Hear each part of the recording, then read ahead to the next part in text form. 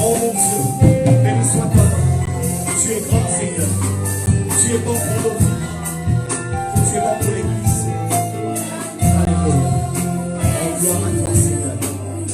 Merci mon Dieu, car nous croyons Seigneur que nous ne sommes pas seuls. Ta parole nous dit que là où deux ou trois sont réunis en ton nom, ta présence est là. Est-ce qu'on peut acclamer très fort pour la présence de Dieu? Alléluia. Est-ce qu'il y a la joie ce soir? Nous voulons faire dans cette soirée, pas comme un culte, mais comme une célébration dans la joie. Alléluia. Alléluia. Vous savez, le thème de ce soir, qui se trouve dans Apocalypse 12, verset 11. La parole nous dit une chose. Ils l'ont vaincu à cause du sang de l'agneau et à cause de la parole de leur témoignage.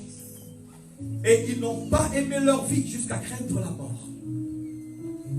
Alléluia. Apocalypse 12, 11. La parole nous relate ce que Jean avait vu dans les cieux. Mais je crois que cette parole aussi nous relate ce que toi et moi nous vivons au quotidien. Alléluia. Et ce soir, je veux voir cette joie. Comme je l'ai dit, même si tu ne passeras pas ici devant, mais je suis sûr que Dieu a fait des choses dans ta vie. Alléluia. Alors je vous salue encore ce soir, car moi je suis dans la joie. Si tu n'es pas joyeux ce soir, moi je te communique ma joie. Yes. Alléluia. Ah, je te la communique. C'est gratuit ce soir. Yes. Tu es triste, je te communique ma joie. Parce que vous savez, c'est toujours un plaisir de témoigner. Avant que je passe le programme à nos sœurs qui vont parler aujourd'hui ce soir, j'aimerais vous dire une chose, bien-aimés. Dieu est bon. Amen. Alléluia. Amen. Vous savez, je ne suis pas parmi les gens qui vont témoigner, mais je vais prendre 2-3 minutes pour vous dire quelque chose. Amen. Parce que je crois que ce Dieu-là que nous croyons, en qui nous reposons notre foi, il est capable de faire les grandes choses dans notre vie. Oh, yes. Alléluia. Amen. Moi qui vous parle ce soir, nous ne serons peut-être même jamais connus. N'eût été la gloire et la portée de ce Dieu. Amen. Alléluia. Je ne le connaissais pas, ce Dieu. Mais ce Dieu a pris soin de moi. Amen. Un jour, pendant que je dormais, vous savez, j'étais encore au Congo. Pendant que je dormais, profondément, le matelas sur lequel je dormais a pris feu. Mais vous savez, quand le feu, ou les flammes de feu s'allument quelque part, ça dégage ce qu'on appelle la fumée. Et la fumée, elle est nocive pour le cerveau humain. Ce que fait la fumée, c'est quoi? C'est que la fumée t'endort profondément. Juste dans le coma, jusqu'à ce que tu ne sentes absolument rien. C'est ce qui m'est arrivé. On dormait à deux, mais ce jour-là, j'étais tout seul dans ma chambre. Le cousin avec qui je dormais était sorti. Habituellement, quand il sort pour aller boire, il revient tardivement, il revient peut-être à 5h, 6h du matin. Mais ce jour-là, je ne sais pas qu'est-ce qui s'est passé avec lui.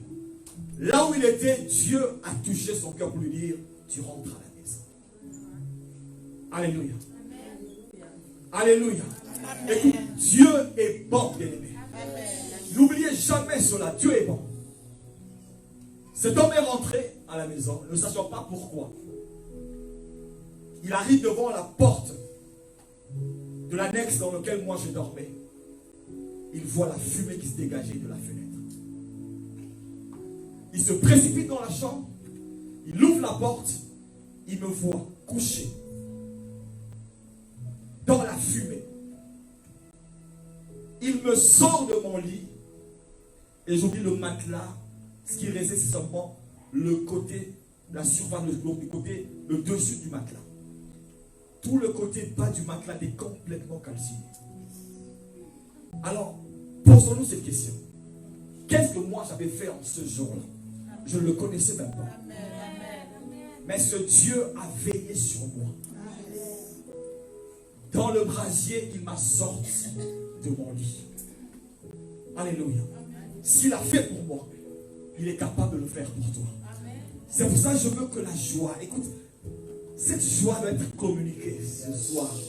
On a dit on ne veut pas avoir un temps où les gens seront trop sérieux, costumés, je sais pas, non. Parce que s'il y a des invités qui viennent ici et qui lisent ce qu'ils voient sur votre visage, ils vont se demander, suis-je réellement dans une réunion de témoigner de ce que Dieu a fait? Alléluia. Dieu est bon. Dieu est bon. Dieu est bon. Alléluia. Alors ce soir, on aimerait d'abord, pour se mettre dans l'ambiance de la soirée, entendre un cantique, peut-être 2 cantiques, qui vont nous mettre dans l'ambiance de la soirée, qui vont nous rappeler pourquoi nous sommes ici. Alléluia. Alors je cède la place au groupe d'adoration qui vont nous interpréter un cantique, ou peut-être 2, pour mettre dans la joie du Seigneur. Merci.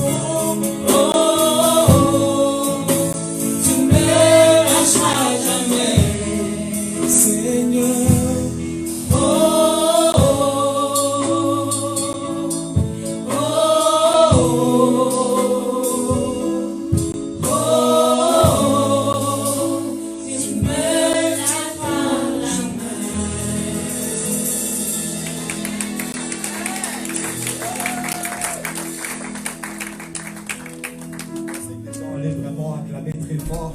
Je pensais que les gens font de la joie ce soir. J'ose croire que cette joie commence à s'installer. Amen. Alors pour ceux qui sont arrivés, tardivement, je pense que vous avez vu une table à l'entrée. Pour ceux qui ne l'ont pas encore vu, moi je vous le rappelle, il y a une table à l'entrée. Et sur cette table, il y a des t-shirts. Des t-shirts avec une phrase que j'aime beaucoup. Un verset biblique que j'aime beaucoup. Est-ce qu'on peut m'apporter un t-shirt, s'il vous plaît? Vu qu'on est là pour témoigner ce soir, est-ce que tu peux l'ouvrir, ma soeur? Et présenter-le? Ok. Est-ce qu'on peut acclamer pour... N'est-ce pas que c'est beau ce t-shirt? Alors, pendant la soirée, n'hésitez pas. Ils sont au coût de 25 $ chaque. Donc, faites un tour de temps en temps sur la table. Procurez-en vous un t-shirt. Alléluia. Est-ce qu'on peut acclamer pour notre bien-aimé, le frère Christopher? C'est son idée, c'est le design. Amen. Alors nous voulons maintenant passer dans le vif du sujet. Comme on s'est dit, nous sommes venus ici pour témoigner. Et ce soir, nous voulons inviter une sœur que j'aime beaucoup, je la connais depuis 18 ans. Alléluia. Alors, j'aimerais appeler la sœur Maggie, qui, elle, a un témoignage de la part du Seigneur. Est-ce qu'on peut acclamer?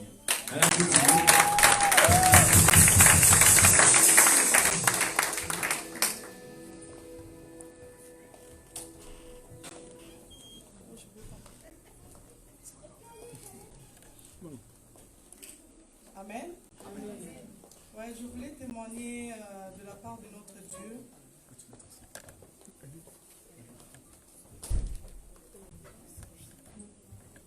Je me suis dit, pourquoi pas témoigner, parce que notre Dieu, il est grand, il est bon, il est merveilleux. Il fait les choses en son temps et il nous bénit toujours. Lorsqu'on a la foi et on regarde toujours vers lui, il fait ce qu'il doit faire dans notre vie.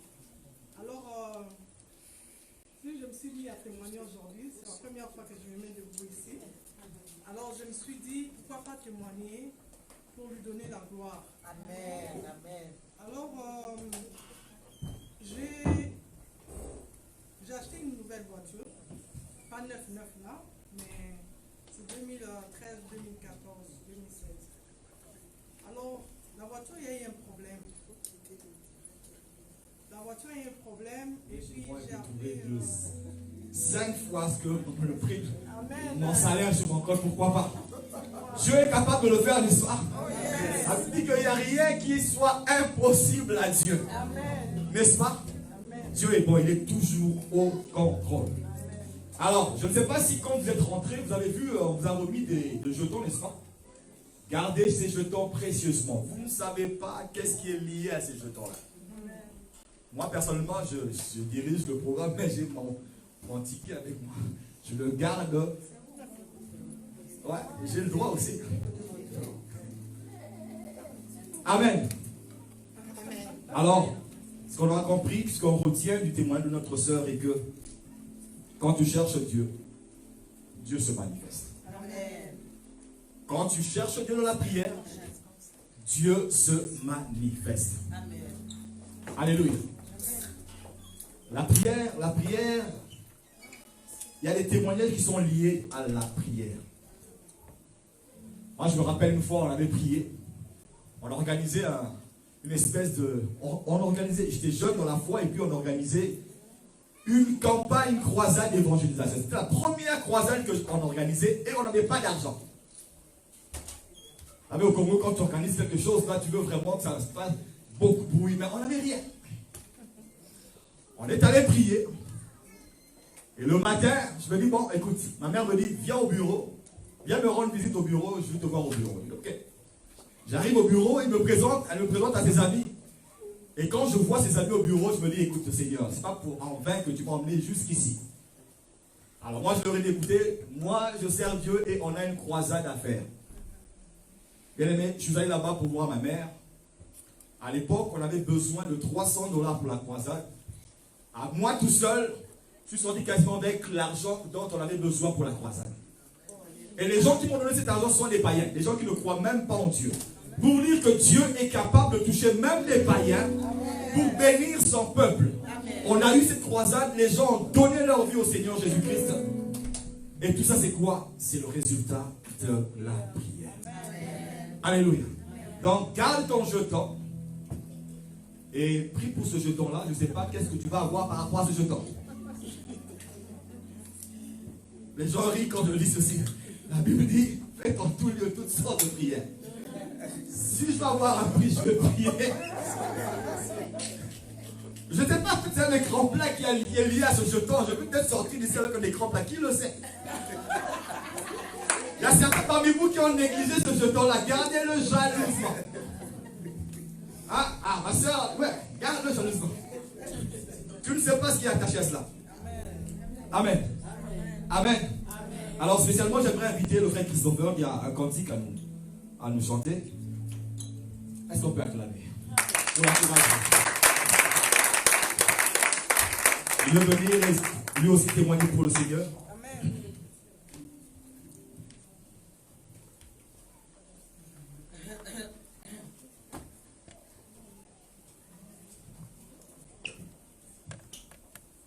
Pendant qu'il se prépare, écoutez, vous êtes tout assis avec quelqu'un que vous ne connaissez pas. Profitez-en pour faire connaissance. Profitez-en pour vous demander comment vous allez.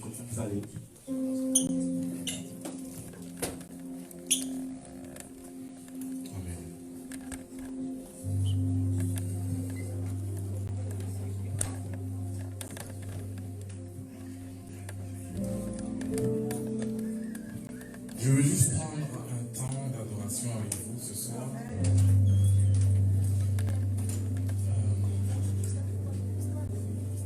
Parce que souvent, ce que je dis souvent, c'est quoi? C'est que nous sommes souvent préoccupés à gauche et à droite pour faire plein de choses.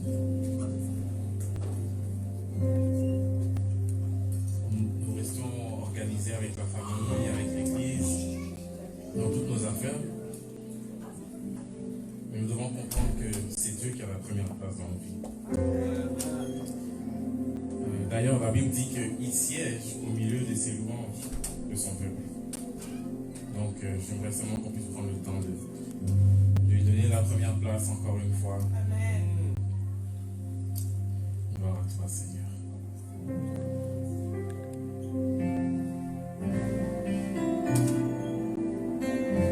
Nous élevons ton nom plus haut. Nous élevons ton nom plus haut. Nous élevons ton nom plus haut, comme une bannière dans les cieux. C'est facile, chantez-le avec moi. Nous élevons ton nom plus haut. Nous élevons ton nom plus haut. Est-ce que l'équipe de louange peut m'aider? Oh, nous élevons ton nom plus haut, comme une bannière dans les cieux.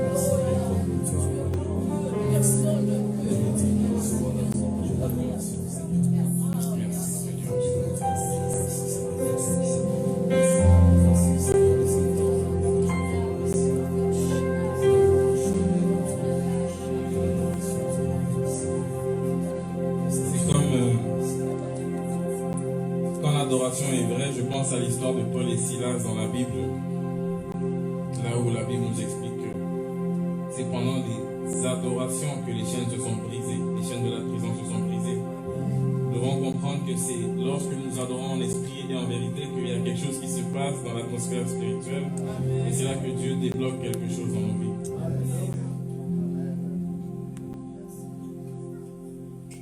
Donc soyons sincères dans notre adoration. Gloire à toi, Seigneur.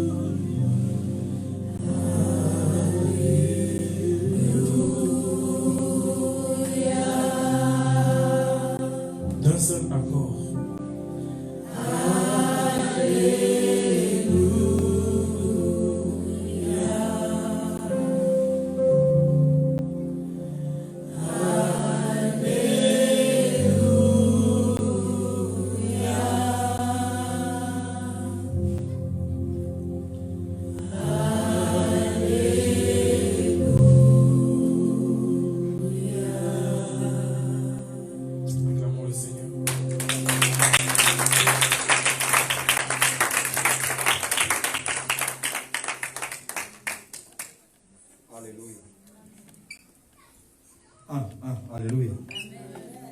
Alléluia. Savez, des fois, c'est dans ce genre de circonstances qu'on se voit, qu'on se projette. Ce jour-là, nous serons devant le trône de Dieu, n'est-ce pas? Et comme il y a un homme de Dieu qui le dit souvent, il y a des questions qu'il réserve pour ce jour-là. Moi aussi, je réserve des questions pour ce jour-là, n'est-ce pas? Alléluia. J'ai plein de questions que je poserai à Dieu ce jour-là. Amen. Mais c'est juste pour ce jour-là. Non, je ne vais pas le dire ce soir. Allez me voler mes idées et puis non. J'ai des questions, j'ai des choses sérieuses à poser à Dieu. Je te vends la mèche. Je ne te dis pas ce que moi je vais dire ce jour-là. Mais je te dis simplement que quand tu rentres chez toi, écris-les. Et même quand tu mourras, si tu n'auras pas le papier, ton âme se rappellera. Alléluia. Ah oui, c'est l'âme qui montera devant Dieu, n'est-ce pas? Le corps va s'abîmer. Mais l'âme montera devant le Dieu Tout-Puissant, notre Créateur. Et ce jour-là, aïe, aïe, aïe, aïe. Mais 1001 questions, je ne sais pas. Moi, c'est ça mon rêve. Je ne sais pas pour toi, moi, je chante dans l'imaginaire quand je pense à ce jour-là. Amen. Amen. Oui, ce soir, nous sommes là pour confesser Dieu, pour témoigner. Alléluia. Je sais qu'il y a des choses que tu aimerais témoigner avec nous, mais tu n'auras peut-être pas le temps aujourd'hui. Amen. Est-ce qu'il y a la joie? La joie? Ah, non, je pense que les gens se posent des questions. De quoi il veut parler, ce monsieur-là, devant nous? Vous savez, avec Dieu, nous sommes comme les enfants, n'est-ce pas? Un enfant devant son père, il vit dans l'imaginaire. Pour un enfant, son héros, c'est son papa. Vous savez, et pour nous, notre héros, c'est Dieu. Alors, si pour toi, tu n'es pas capable d'entrer dans l'imaginaire avec ton papa, ton héros, moi, ce soir, je te dis, entre dans l'imaginaire avec Dieu. Et pense à ce que Dieu est capable de faire. Imagine ce Dieu-là. Moi, j'imagine souvent, il y a des choses que j'imagine souvent. Comment Dieu a agi devant la mer Rouge. Qu'est-ce qui s'est passé ce jour-là? Ça a commencé par quoi? Il y a eu un petit espace qui s'est frayé, qui s'est agrandi. Je ne sais pas. Il y a quelque chose qui est descendu du ciel, qui a divisé l'eau. Je ne sais pas. Mais j'entre dans l'imaginaire avec Dieu. Ce soir, je t'invite à entrer dans l'imaginaire avec Dieu. ce que Dieu est capable de faire avec toi. Alléluia. Alléluia. Ce Dieu est merveilleux. Si je vous remettez à chacun le micro pour témoigner de ce que Dieu a fait pour vous, nous ne sortirons pas de ce lieu. Ils l'ont vaincu. Ils l'ont vaincu. Ils l'ont vaincu. À cause de deux choses. Le sang de l'agneau et de leur témoignage. Alléluia. Ce genre de réunion, je pense qu'on en aura encore davantage dans les jours à venir. On va se réjouir ensemble de ce que Dieu fait pour nous. Réjouis-toi de ce que Dieu fait pour toi. Les stériles ont enfanté. Alléluia.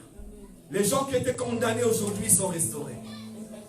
Les gens qui étaient malades, condamnés par la médecine, aujourd'hui sont en bonne santé.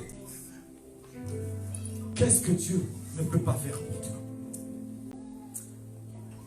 Je ne sais pas, je voulais passer à l'autre personne, mais est-ce qu'on peut simplement, un 50 seulement, qui peut réjouir nos cœurs? Alléluia. Oh, est-ce qu'on peut se tenir debout? Je ne voulais pas que vous voudriez vous permettre de tenir debout ce soir. Alléluia. Il est bon ce Dieu. Il dit si tu l'invoques, il t'exaucera, il te répondra. Dans l'obscurité, il est ta lumière.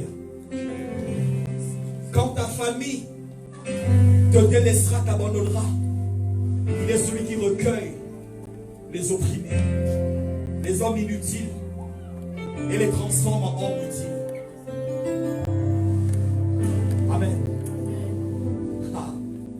Un cantique seulement avant de passer à autre chose.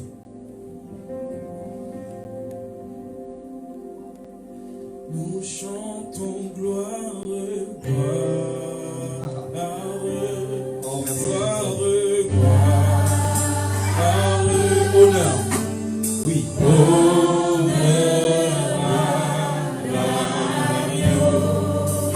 Nous chantons gloire,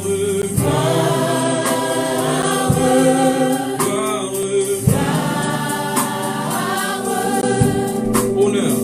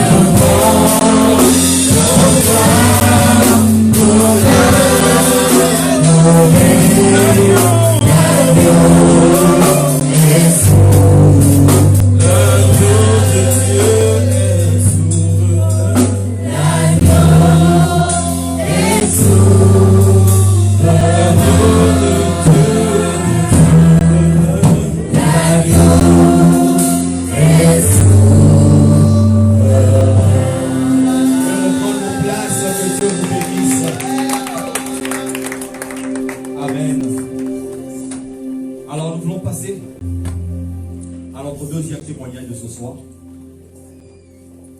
Est-ce que la sœur Marnelle est arrivée?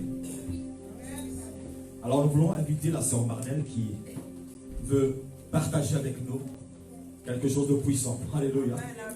Alléluia. Alors si la sœur Marnelle est là, est-ce qu'elle peut faire?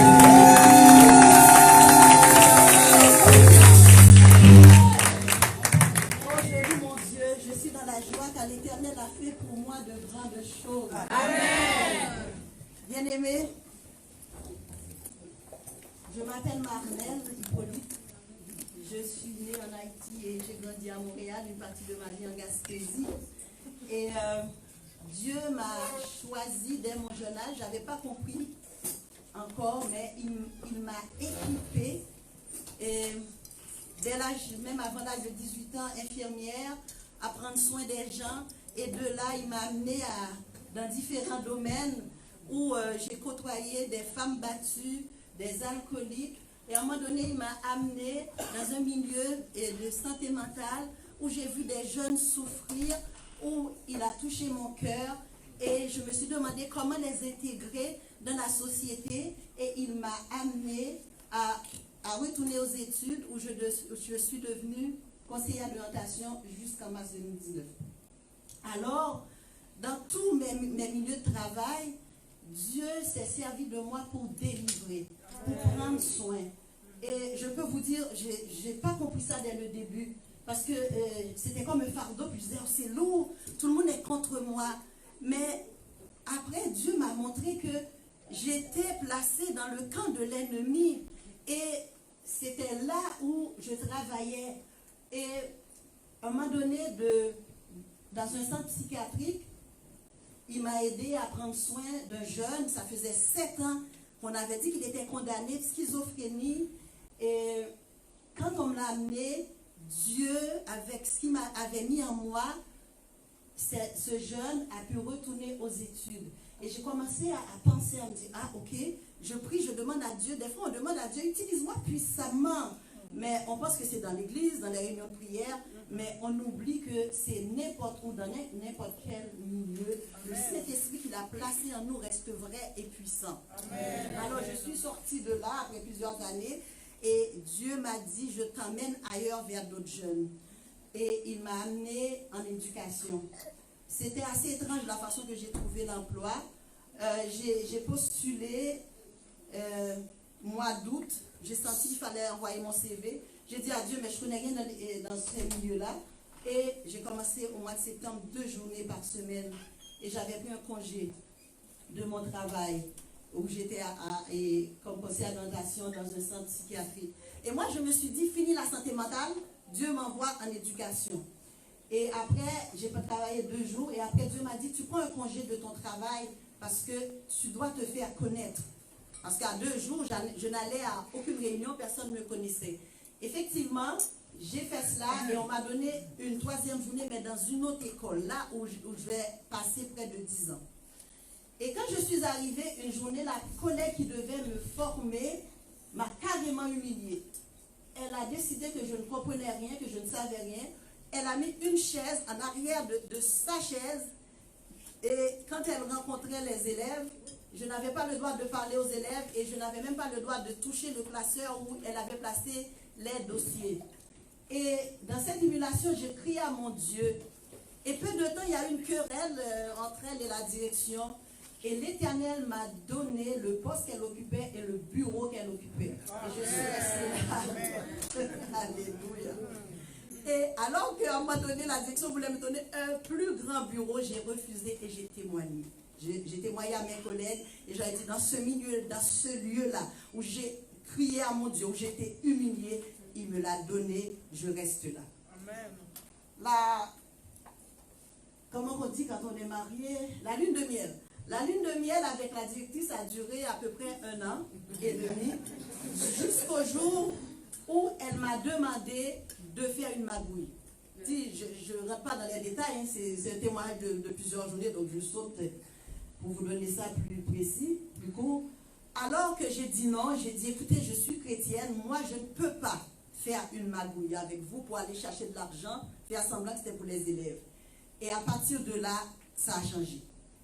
Elle a commencé à me harceler tout doucement. C'est un comportement passif-agressif. C'est quelqu'un qui est doucereux, mais tu vois bien que c'est pour t'humilier. Et ça allait quand même. Et Dieu s'est servi de moi vraiment puissamment dans ce milieu pendant ces 10 ans environ où j'étais là. Et Dieu s'est servi de moi pour délivrer vraiment les captifs, parce que aller chercher des jeunes dans la prostitution, dans la drogue, dans les gangs de rue, mais c'est sûr, j'étais dans le camp de l'ennemi, parce que à l'intérieur même du personnel, il y a beaucoup d'homosexualité. Et dans la direction même, 2 femmes mariées, là, qui géraient l'école. Et ce temps où Dieu m'a montré qu'il était avec moi pour prendre soin de ces jeunes, il y a eu 3 événements marquants. Une fois où une jeune fille avait été vraiment harcelée, et une autre fois où mon collègue, ils m'ont demandé de faire un faux témoignage pour le mettre dehors, où j'ai encore dit à la directrice, écoutez, je suis chrétienne, je ne peux pas. Et je ne mentirai pas, ni pour vous, ni pour le collègue, ni pour moi. Et là, ça a été vraiment dur. Elle m'appelait 3 fois par jour à l'interphone, puis elle me disait, tu changes ton témoignage, tu changes ton témoignage. Et je lui disais, non. Même si je n'avais pas encore ma permanence, j'avais 1 an et demi. Il fait 2 ans pour la permanence, j'ai dit, je ne vendrai pas mon Dieu pour un emploi. Et par quel miracle, je ne sais pas, Dieu m'a quand même donné l'emploi et je suis restée là. Amen. Alors, il y a eu un autre événement en septembre 2015. J'ai été harcelée par un enseignant verbalement et la directrice n'a pas voulu vraiment me défendre. Intimidée par ce monsieur, j'ai dû partir en maladie. Et pendant que j'étais là, il y a une sœur, Dieu a parlé pour lui dire, ils veulent ta peau, ils veulent te faire passer pour folle, ils veulent faire croire que tu es dangereux sous les élèves. Je n'ai pas cru, parce que je ne voyais pas par quel moyen, mais c'est vraiment ce qui est arrivé. Donc, ils ont fait un complot, ils ont porté plainte pour essayer de m'enlever mon permis à titre de conseiller d'orientation pour ne plus pouvoir travailler. Et je suis allée vraiment vers voir ce grand spécialiste. Ils ont pris une sommité pour être sûr que je ne pouvais pas contester. Et Dieu m'a béni parce que la sœur Noémie, je bénis le nom de mon Dieu pour elle, qui a pris une journée de travail pour m'accompagner parce que c'était au fin fond de Laval.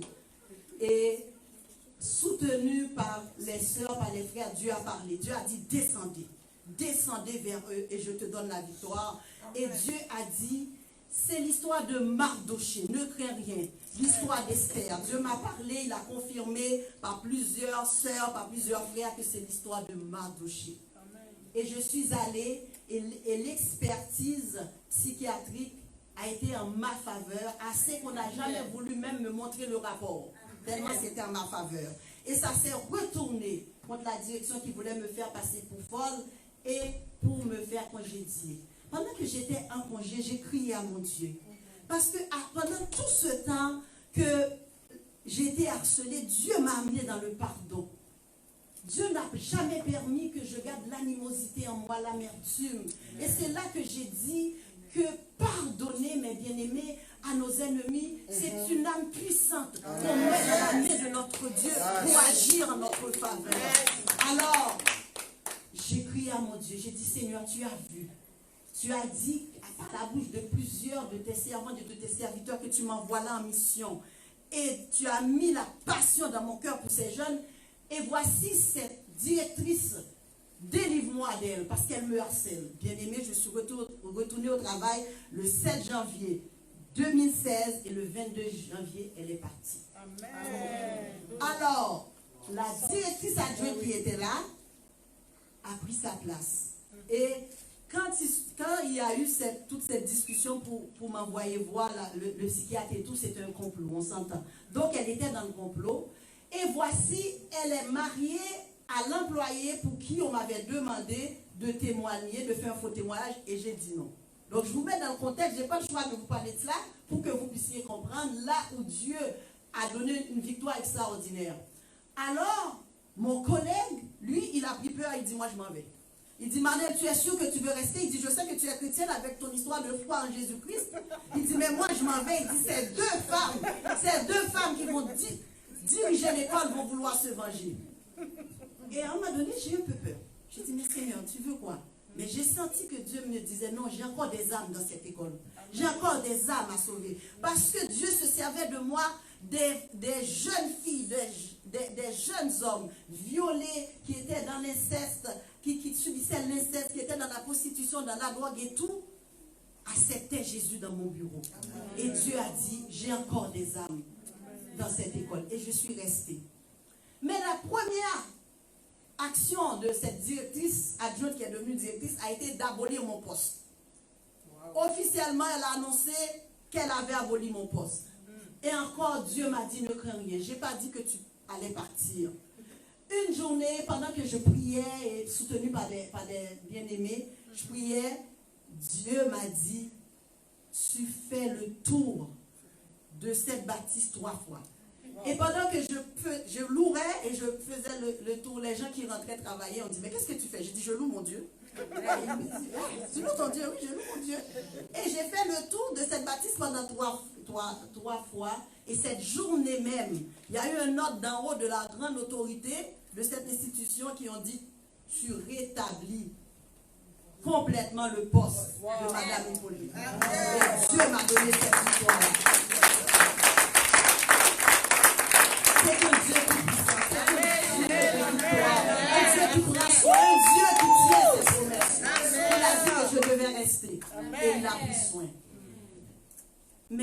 dans son cœur, cette directrice, cette nouvelle directrice, elle a décidé de venger sa bonne amie qui était partie et elle voulait ma peau. Mais moi, je suis allée la voir. J'ai dit, écoutez, il s'est passé beaucoup de choses. Mais moi, je viens vous voir pour vous dire que je veux collaborer avec vous, que je veux recommencer à neuf. Elle m'a souri. Mais elle était là, à me harceler, à monter à me harceler, à monter les collègues contre moi. Chaque nouvelle directrice adjointe qui arrivait, elle était là. Et c'était très dur pour moi. Mais je suis restée là en disant à mon Dieu, ok, tu m'as dit de rester. Et je voyais ce que Dieu faisait avec ces jeunes-là. J'étais très aimée aussi par les parents qui étaient très reconnaissants, les jeunes qui étaient attachés à moi. Je vous dis, les jeunes venaient me voir pour toutes choses. Une jeune fille m'a souillé, pas de... Oublie sa serviette, elle vient me voir. Madame, je la chicane, mais je sais que vous avez quand même. J'ai fait... En tout cas, j'étais comme une maman. Amen. Et Dieu avait mis dans mon cœur de les aimer comme une maman. Amen. Et à un moment donné, il y a eu un directeur adjoint qui est venu. J'ai compris après qu'il était blessé et que j'étais une menace. Dans son cœur, elle m'a pris comme une menace. Mais je n'ai pas compris tout de suite. Et voilà, parce qu'il avait été congédié déjà dans 2 commissions scolaires. Donc il arrive, premièrement, il ne pouvait pas accepter, j'ai compris qu'il ne pouvait pas accepter qu'une femme, en plus une femme à la peau noire, ait toutes ses compétences. Pendant que lui, il ne connaissait pas le milieu et il ne connaissait pas le travail. Moi, j'étais bien disposée, disposée à vouloir lui montrer le travail, mais lui, il ne voulait pas. Donc, il s'est mis à m'humilier devant les collègues, dans les réunions. Il s'est mis à faire des réunions, à ne pas m'inviter. C'était des employés qui me disaient, on a pris telle décision par rapport à tel élève dans ton dossier. Je suis allée le voir 3 fois pour lui dire, est-ce que j'ai quelque chose à changer? Est-ce que c'est mon comportement? Est-ce que... Il me disait toujours, non, j'ai rien à vous reprocher. Il me disait ça le matin, de l'après-midi, il m'envoyait un courriel de réprimande. Donc, moi, j'allais voir la directrice. Bien sûr, je savais qu'elle était contre moi, mais c'est elle. J'ai dit à Dieu, c'est elle que tu as mis là comme autorité. Amen. Et tu nous dis de nous soumettre aux autorités. Mais j'ai dit, donc, elle est réputable. Donc, si je ne vais pas la voir, elle va dire qu'elle ne sait pas. Mais je vais la voir.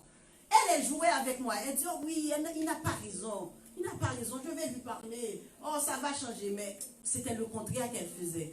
Elle lui montait la tête en disant, non, elle n'a pas de droit, c'est une employée, elle. Donc, à un moment donné, je n'en pouvais plus. Oh, bien aimé, je n'en pouvais plus. Parce que elle a trouvé, elle a essayé de me détruire psychologiquement, ça n'a pas marché. D'atteindre ma foi, ça n'a pas marché. Mais physiquement, elle m'a laissée toute seule avec 1200 élèves.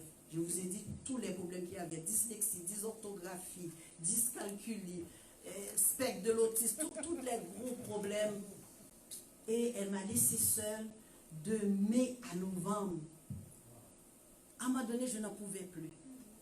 Et là, elle a vu, j'ai vu dans ses yeux qu'elle a compris qu'elle était en train de m'affaiblir.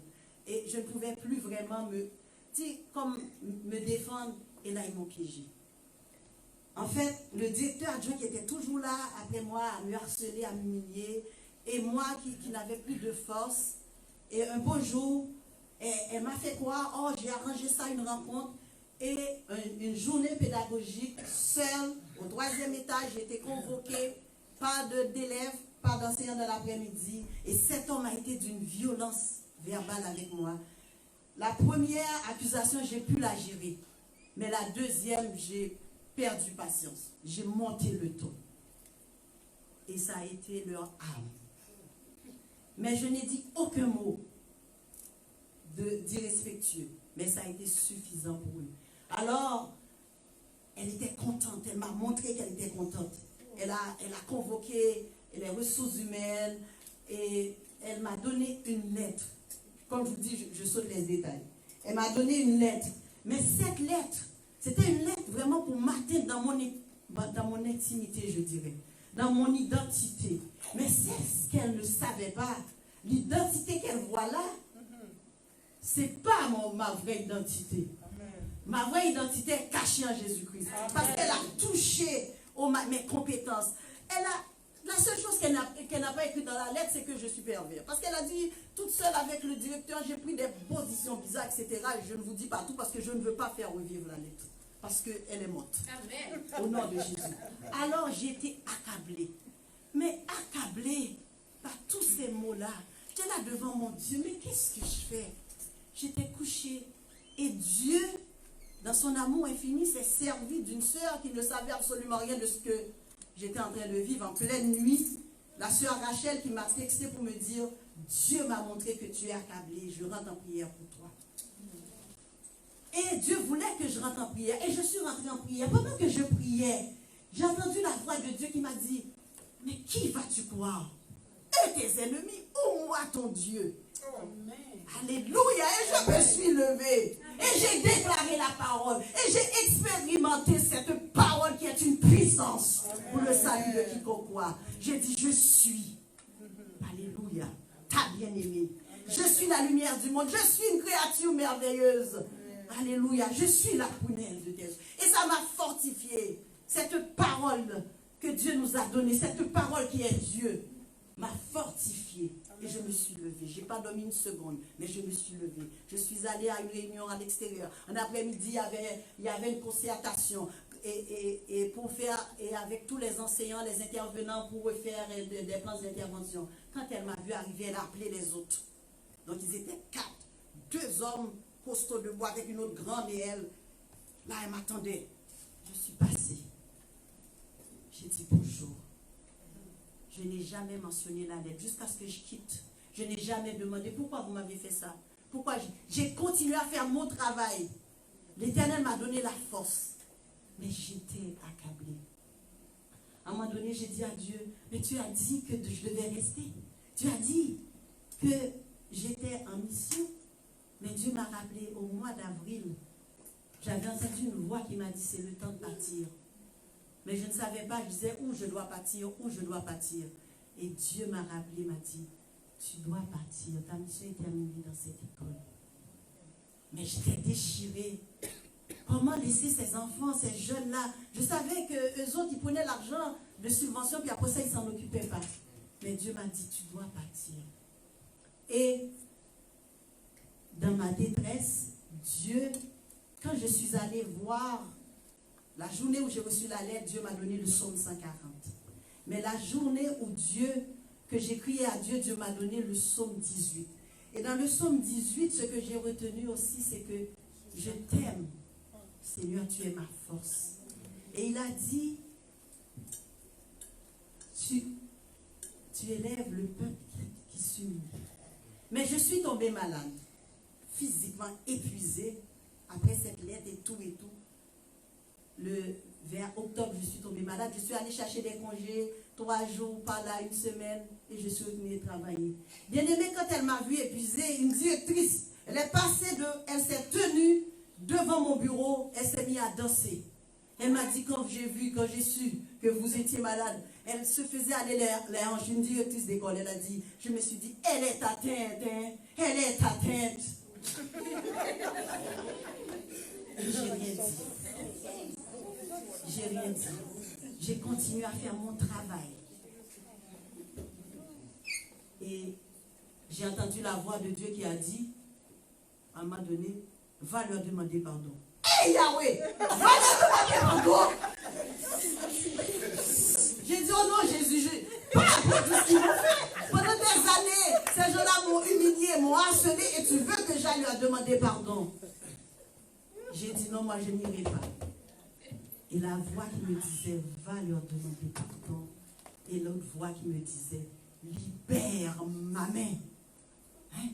J'ai dit, là j'ai partagé ça avec certaines personnes. Non, t'as mal entendu certaines. Je ne veux pas que tu ailles demander pardon. Mais j'ai dit, j'ai entendu, Dieu a dit, va leur demander pardon. Mais après il a dit, libère ma main. Ah non, tu rêves. Après je me suis mise à écouter. Et j'ai bien entendu. Et Dieu a dit, tu pars. Et tu demandes pardon pour libérer ma main. Quand j'ai bien su, j'ai eu la conviction le 4 décembre, alors que j'ai pris la décision d'aller voir la directrice. Une soeur m'a appelé, une soeur qui ne savait pas grand-chose de ce que je vivais.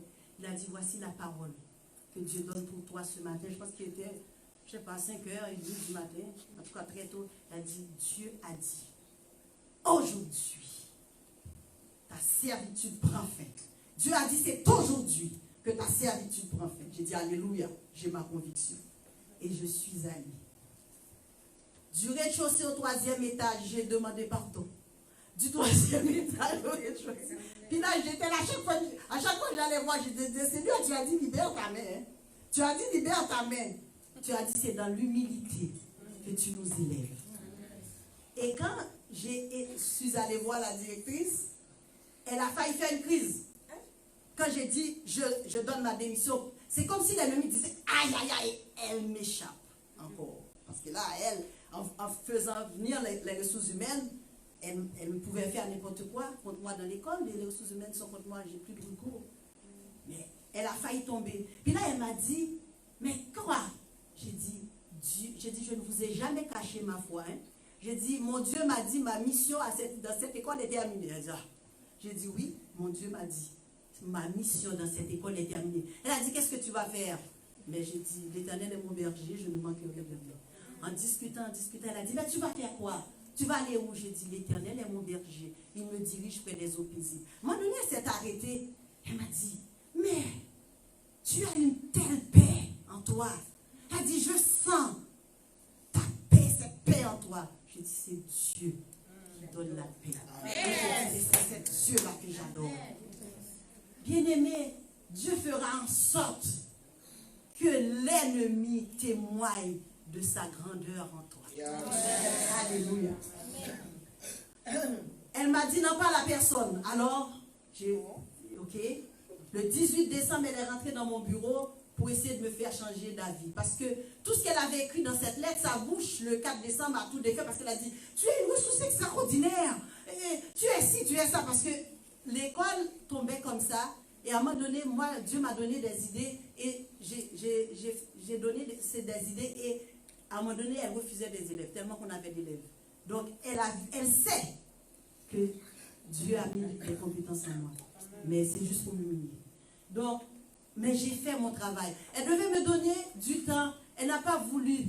Et l'employé avec qui elle s'est mariée, qui normalement doit collaborer avec les professionnels, elle l'avait placé. Elle a dit, tu es responsable d'une partie de son travail.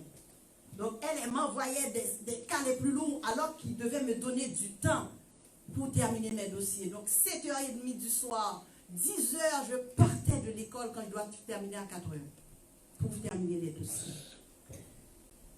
Je devais partir le 23 décembre. Dieu a dit, non, tu quittes le 22 parce que le 23, il prépare un piège pour toi. Et avant de partir, Dieu m'a dit, tu refuses la lettre, tu retournes à l'expéditrice, tu la déchires et tu l'envoies dans les 4 coins de l'école. Et j'ai fait ça. Le 22 décembre, j'ai déchiré, j'ai dit, je vous retourne tout ce que vous avez écrit. Dans cette lettre, il y a menace de congédiement, j'ai dit, retourne vers l'expéditeur. Et je suis rentrée à la maison. Et j'ai demandé une âme à Dieu. J'ai dit, la dernière journée, je veux une âme parmi les élèves. Et Dieu me l'a donnée. Ça, c'est un autre témoignage, mais je voulais quand même vous le dire. Merci Seigneur. Alors, Dieu m'a dit, tu rentres dans un temps de repos. Et Dieu m'a secouru pendant ce temps de repos. Et il m'a donné le psaume 30. Il m'a secouru, il a enlevé toute amertume, tout ce qu'il y avait, tous les problèmes pendant toutes ces années où ils m'ont délivré, ils m'ont blessé. Dieu m'a guéri. Et à un moment donné, au mois de février, les enseignants ont commencé à m'appeler pour me dire, Marnelle, tu n'es plus là pour te tenir debout, pour défendre les élèves. Ils sont en train de les maltraiter. Ils sont en train de les mettre dehors de l'école. Et une fois, j'ai pleuré. Et j'ai cité tous les noms. J'ai dit à Dieu, je les pardonne. Je pardonne à Madame Intel. Je pardonne à Monsieur Intel. Je pardonne, je pardonne. Lorsque je suis allée demander pardon, il y en a une, la gestionnaire, qui a admis, qui a dit oui, c'est vrai, pendant des années, bien souvent, je vous ai souvent heurté, la seule. Et je lui ai dit, oui, c'est vrai. Mais aujourd'hui, je vous pardonne. Et si je vous ai fait quelque chose, je vous ai demandé pardon. Et j'étais émue de compassion quand j'ai su que les élèves étaient maltraités. Et j'ai dit à Dieu, aussi vrai que tu m'avais dit que tu m'envoyais dans cette école pour une mission pour ces élèves, aussi vrai que tu as déposé en moi, que tu m'as équipé pour prendre soin de ces élèves, et que tu m'as dit maintenant je dois partir, voici ma prière devant toi. Délivre-les. Dans le nom de Jésus, délivre-les. Brise ce triomphe féminin. Casse cette administration de pervertis. Et bien aimé, Dieu l'a fait. Je vous dis que Dieu l'a fait. Au mois de mars, j'apprends la directrice s'en va. Celle avec qui elle est mariée, une limite, 18 avril, tu dois partir. La gestionnaire a parti. Le directeur, je l'ai transféré au primaire. Tout le monde était étonné. Moi-même, j'étais là devant Dieu. J'ai dit, Seigneur, je reconnais encore une fois que ton nom est infiniment grand. Ton nom est infiniment bon. C'est toi qui es Dieu. Et j'ai dit, jamais, oh jamais, alléluia, on a appris, alléluia. Jamais, jamais, on a appris. Jamais, on a entendu dire. Jamais l'œil n'a vu que notre Dieu, que toi, ô Éternel, a fait de telles choses pour ceux qui se confient en lui. Jamais, jamais on a appris. Jamais on a entendu dire. Jamais l'œil n'a vu que notre Dieu, que l'Éternel a fait de grandes choses, de telles choses pour ceux qui se confient en lui. Parce que c'est lui le seul vrai Dieu. Parce que hors de lui, il n'y a point d'autre Dieu. Parce qu'il est l'alpha et l'oméga. Parce qu'il tient toujours ses promesses. Parce qu'il prend soin de ceux qui l'invoquent. De ceux qui l'invoquent avec sincérité. Soyez bénis.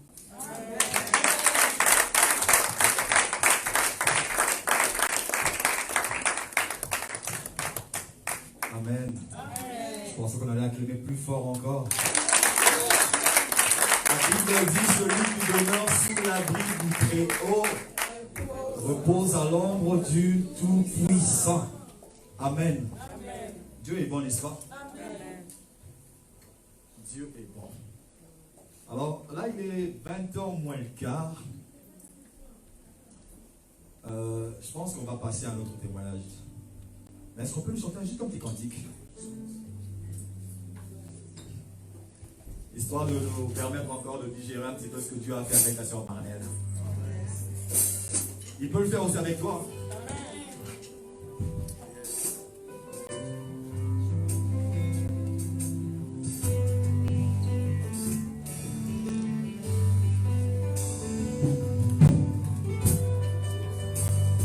Nous sommes émerveillés devant tant de grandeur, tant de bienfaits de notre Seigneur Jésus-Christ dans nos vies.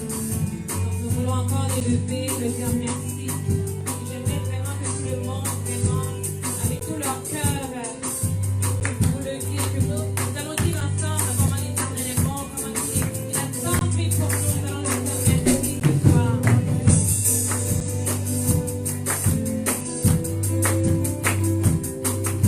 Et encore juste un peu de volume, s'il vous plaît.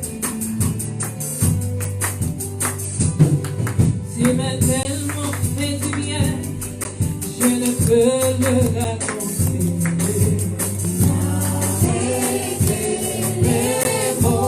Nous allons le dire encore. Tu m'as tellement fait du bien, je ne peux le raconter.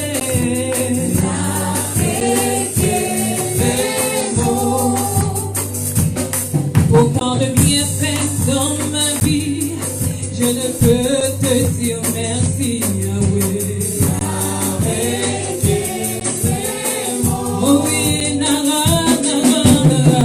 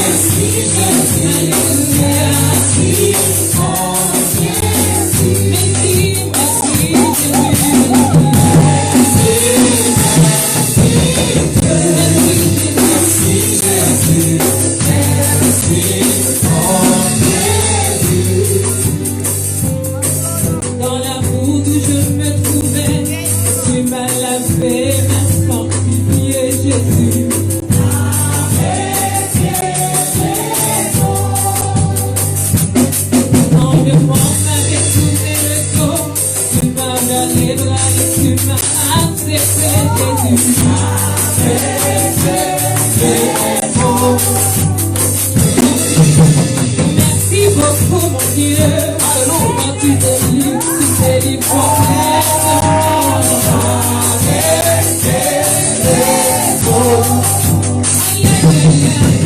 Merci beaucoup, mon Dieu, quand tu guéris complètement.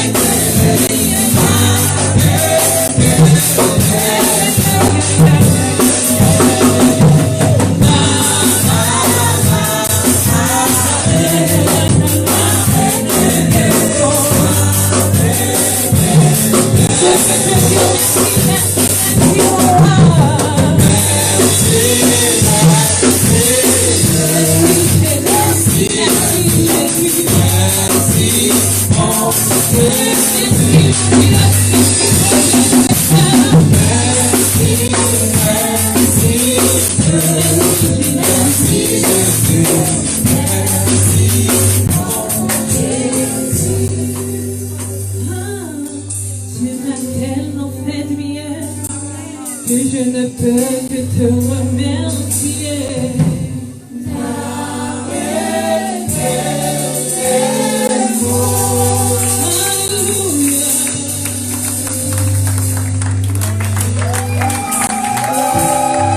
Alléluia, alléluia, alléluia. Merci Jésus.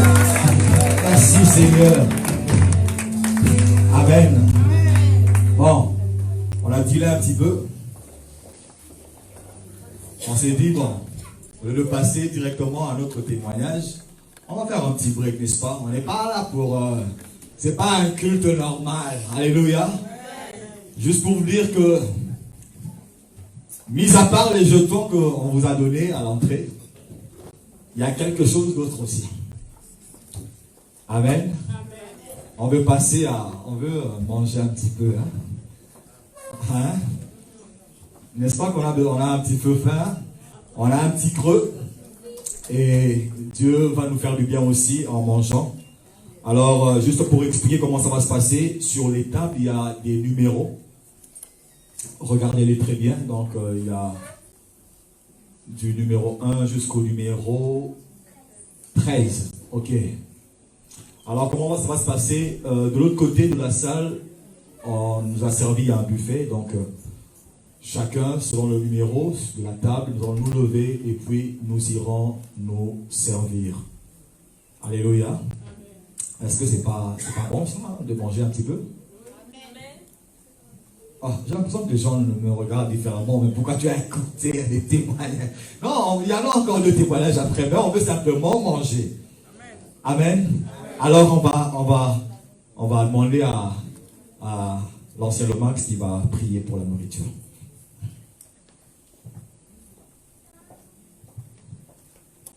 Seigneur, nous te bénissons, nous te rendons grâce pour ce moment que nous passons ensemble, éternel Dieu de grâce. Tu as dit, Seigneur Papa, dans ta parole, Seigneur, tout est sanctifié, Seigneur Jésus, par ta parole éternelle, Papa. Voilà pourquoi en ce moment, nous voulons sanctifier ce repas que nous allons prendre avec action de grâce et simplicité de cœur. Bénis les mains qui l'ont préparé et que ce repas nous fasse du bien. Au nom de Jésus. Amen. Alors, je ne sais pas si les mamans sont prêtes. C'est bon? Alors, si vous êtes à la table numéro 1, veuillez simplement vous tenir debout et vous diriger dans l'autre salle pour vous servir. La jeune fille est enceinte. Elle mettra au monde un fils. Elle l'appellera du nom d'Emmanuel. Amen. Amen. Emmanuel qui veut dire Dieu est avec nous. Bien-aimé, je ne vais pas rentrer trop dans les détails, mais je sais que toi et moi, nous sommes nés pour être vainqueurs. Est-ce que tu es d'accord? Il dit Dieu est avec nous. Quand tu sois sur un champ de bataille, et quand même tout est noir, où tu te trouves, tu dois te dire Dieu est avec moi. David a dit, même si une armée campait autour de moi, je serais sans crainte. Parce que David savait que Dieu est avec lui. Dieu est avec moi. La dernière fois, j'ai touché un peu mon témoignage, comment moi je suis venue au monde. Chaque personne ici présente à une histoire de sa vie. Comment est-ce que tu es venu au monde et comment est-ce que tu as grandi et où est-ce que tu es arrivé. Amen. Je ne vais pas vous prendre trop de temps. Mais je suis venue au monde d'une manière un peu spéciale. Selon ce qu'on m'a dit, ma mère est enceinte, mais elle ne savait pas qu'elle était enceinte. Parce qu'après mon frère est né, elle est restée des années sans faire de menstrues. Et un matin, elle se retrouve, on dit elle est enceinte. Et c'est moi qui devais naître. Donc c'est déjà un problème. Amen. Ma venue est déjà un problème. Mais je sais une chose, Dieu est avec moi. Et j'ai grandi. Tout d'abord, quand je suis née, les femmes m'ont dit, un enfant comme ça, c'est sorcier, on doit faire quelque chose. Ils ont commencé à dire, ça c'est sorcier qui est venu au monde. Comment? Non, ça, on doit faire quelque chose. Mon père a dit, non, ça là, personne ne touche. Donc c'est comme ça que j'ai grandi. Amen. Quand j'avais 11 ans, 12 ans, un jour je marchais, j'ai eu une vision. Je m'amusais comme tous les enfants de mon âge, les jeunes filles de mon âge, on sautait à la marée. Et puis du coup, je ne voyais plus les personnes qui étaient avec moi, mais je voyais comme... Vous voyez, quand le soleil se lève souvent pendant l'été, avec un éclat vraiment... je voyais que tout autour de moi a commencé à s'éclairer de cette façon. Et qu'est-ce que je vois? Je vois un homme qui apparaît sur le cheval. Mais l'homme là, il était tellement beau. Au début, quand je l'ai vu, j'ai commencé à courir. C'est comme s'il me tenait la main, ne cours pas. Mais j'ai commencé à courir. J'ai couru, j'ai ma tante qui était là, elle allait me jeter sur elle. Elle dit, mais qu'est-ce que je dis? Mais tu ne vois pas l'homme qui me suit? Elle dit, mais je ne vois personne qui te suit. Et cet homme m'a suivi des années et des années. Finalement, je n'avais plus peur de lui. Mais sa présence ne m'effraie pas, sa présence ne me faisait rien. Mais c'est pas que c'était tout le temps. Mais c'était à des moments bien précis, à des circonstances. Et chaque fois que cet homme apparaissait là, sur le cheval, il était tellement beau, il était tellement mignon. J'étais vraiment très jeune. Mais c'est comme si l'atmosphère se changeait et puis je le voyais. Amen. J'ai grandi, je suis allée à l'école. Un jour, j'ai mon oncle qui travaillait dans un coin. Il me dit, ok, j'étais au lycée. Il dit, quand tu descends à midi, viens me trouver, on va aller manger dans la capitale. Et après l'école, mon oncle m'a invité au restaurant. Je commençais à courir et je suis partie. Et le travail de mon oncle est de l'autre côté, l'autobus me laisse de l'autre côté. Donc il faut traverser. J'ai commencé à traverser. Je marchais, je n'ai pas vu cet homme-là. Un homme, un fou. Il était un fou. Quand on dit chez nous un fou, c'est un fou, un vrai fou. Quand tu le vois, tu sais qu'il est fou. Je vous dis, moi je ne l'ai pas vu. Il est venu, il m'a tapé. Je regarde. J'ai commencé à courir. Et je cours, il me suit. Et un moment, c'est comme si quelque chose me dit, arrête-toi. Je me suis arrêtée. Il dit, non, moi je ne t'aime pas. Un fou. Est-ce que vous avez vu un fou lucide parler à quelqu'un pour lui dire, toi je ne t'aime pas? Il dit, toi je ne t'aime pas. Je dis, moi aussi je ne t'aime pas. Parce que tu m'as tapé, je ne t'aime pas. Il dit, non, ce n'est pas ta personne. Mais il y a un monsieur qui est avec toi toujours là, je ne l'aime pas. Waouh. Quel monsieur? Il dit, non. Il y a un monsieur qui est avec toi depuis que tu es né, je ne l'aime pas. C'est à cause de ça que je t'ai tapé. Parce qu'il est toujours avec toi. Dieu est avec nous. Amen. Emmanuel est avec nous. Partout où nous passons, il est avec nous. Donc, je suis allée voir mon oncle. Et puis, on a mangé. J'ai expliqué à mon oncle. Il dit, il faut aller à la maison. Je ne suis pas tellement. Ici, je suis devenue, je me suis mariée. Bien-aimé, vous savez, quand tu viens au monde, la Bible dit que quand tu es né, une étoile brillait. Amen. Chaque être humain naît au monde avec quelque chose. Mais cette chose-là, le diable fera de telle sorte que cette chose-là n'aboutisse pas. Il va utiliser tous les moyens pour ne pas que la chose-là s'accomplisse réellement dans ta vie. C'est ce qui a été ma vie. Bien-aimé, j'étais convertie, mon époux n'était pas encore converti. Il y a des mamans qui sont mariées ici. C'était la lutte. Corps à corps. Tous les jours. Corps à corps. Combat. Mais le diable ne sait pas qui est avec moi. C'est ça le plus dangereux. Il ne sait pas qui est avec moi. Emmanuel est avec moi. Il dit même, si toute une armée est campée contre toi, ils ne vont pas te vaincre. Parce que moi, je suis avec toi. Bien-aimé, quand la Bible dit, il y a des vallées. Il y a beaucoup de vallées dans la Bible avec le nom. Vallée de Bakar. Et il y a aussi le désert. J'ai traversé le désert. J'ai traversé la vallée de Bakar. J'ai traversé la vallée d'Akor. Donnez-moi les noms des vallées. Vallée de l'ombre de la mort. Voilà, vallée de l'ombre de la mort. Parce que dans le foyer, j'étais empoisonnée. J'étais malade. Très malade. Parce qu'il y avait des personnes que j'aimais qui étaient là avec moi. Mais il se passait des choses dans le secret que moi j'ignorais, mais le Saint-Esprit connaissait. Yeah. Amen. Amen. Un matin, je vais dormir, je vais me réveiller. Je vais commencer à voir des choses. J'ai tiré des choses extraordinaires. Je ne peux pas rentrer dans les détails aujourd'hui parce que il y a des hommes de Dieu qui sont impliqués. Il y a des personnes vraiment qui sont impliquées dans l'affaire. Mais je sais une chose, Dieu est avec nous. Amen. Que tu vas traverser la vallée de l'ombre de la mort, que l'homme va comploter contre toi, que l'homme va t'empoisonner, que tout ce que l'ennemi peut faire, il va faire, il ne te vaincra jamais. Bien-aimé, j'ai passé des temps difficiles dans ma vie. Je suis arrivée au Canada ici. Attends le Seigneur. Le diable là, il sait que partout où je vais, l'homme là, il est avec moi. Et il me donne toujours. Je vais vous dire, depuis que je suis né, je n'ai jamais perdu un combat.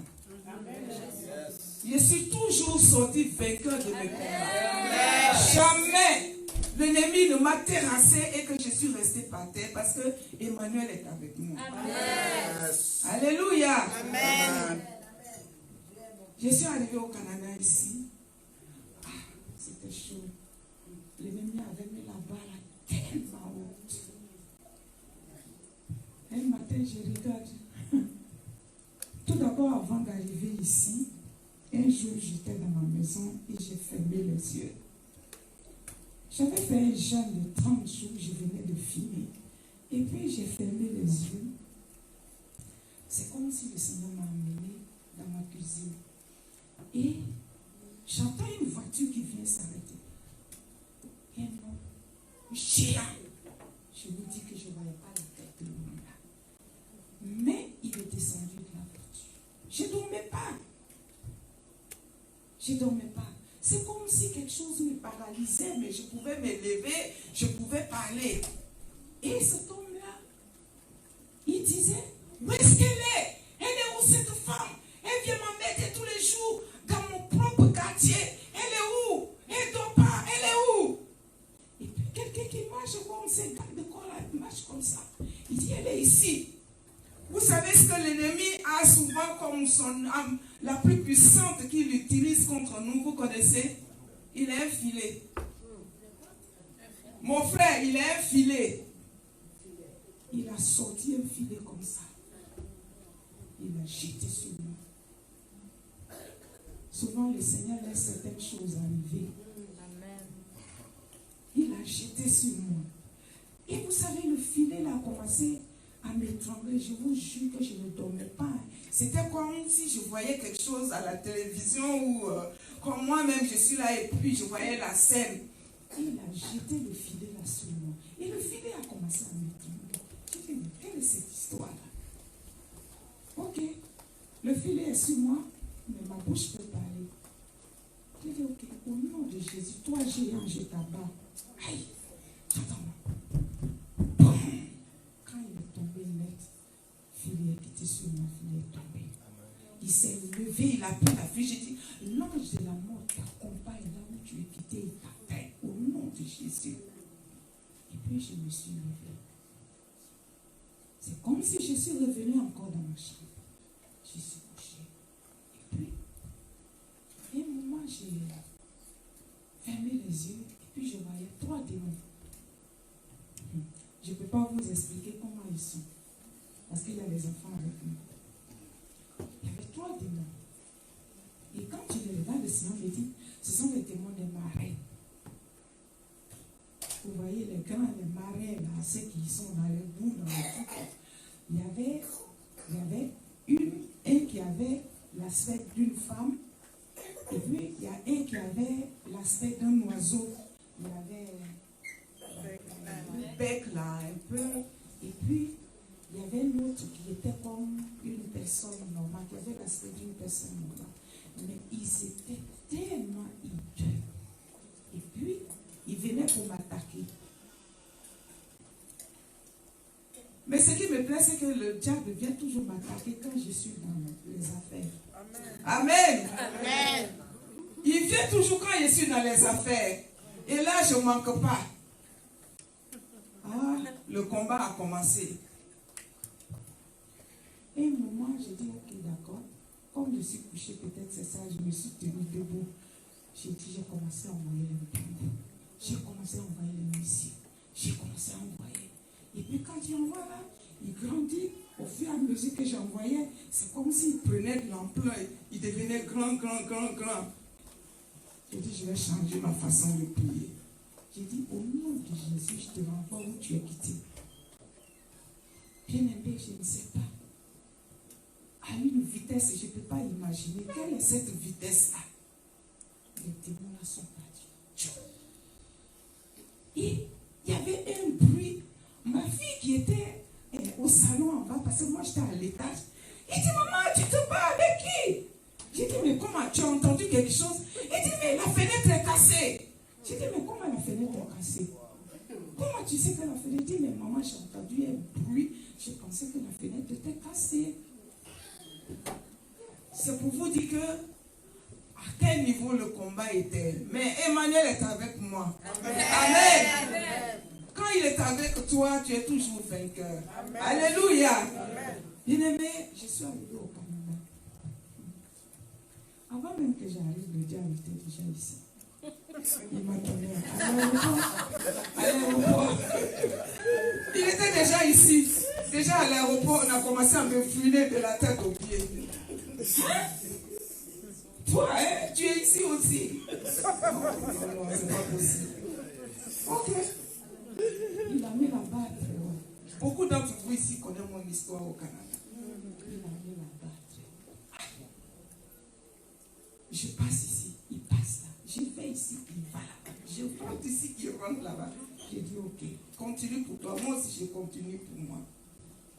Un jour, j'étais là, on dit, ok, madame, vous avez quitté le pays. J'ai dit, ok, d'accord. 1 fois, 2 fois, 3 fois, mais je suis là.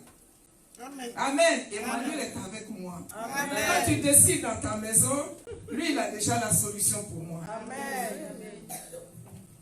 Bien aimé, il y a beaucoup de choses qui peuvent arriver dans notre marche avec le Seigneur.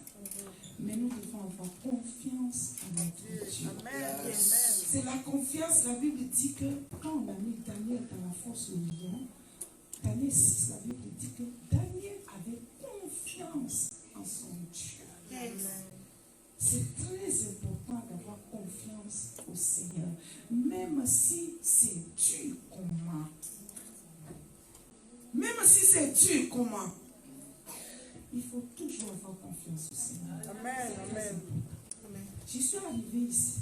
Et un soir, je quitte au travail. Mon téléphone sonne. Annick est tombée. Ambulance est venue la chercher. On l'a emmenée à l'hôpital. On dit qu'il faut l'opérer. Tout le monde connaît ma fille. On dit Annick est tombée au travail. L'ambulance est venue la chercher. Je dis, ah, Satan, tu es arrivé là-bas. On l'a emmenée à l'hôpital. On dit il faut qu'on l'opère. On a besoin de 60 000 $. Je dis, ah, Jésus. Bon. Je sais que rien n'est possible à ta main. Tu es capable de le faire. 60 000 $, c'est quoi? C'est zéro. C'est une maman pasteur aux États-Unis là-bas où elle partait à l'église. C'est elle qui l'a amenée à l'hôpital. Dieu merci. Vous savez, quand quelque chose arrive dans ta vie, ne te plaît pas. Je te donne un conseil. Si tu es chrétien, quoi qu'il arrive dans ta vie, ne murmure pas. Et puis ne dis pas, ne regrette pas non plus. Parce que tu ne sais pas ce qui est derrière ce qui t'arrive aujourd'hui.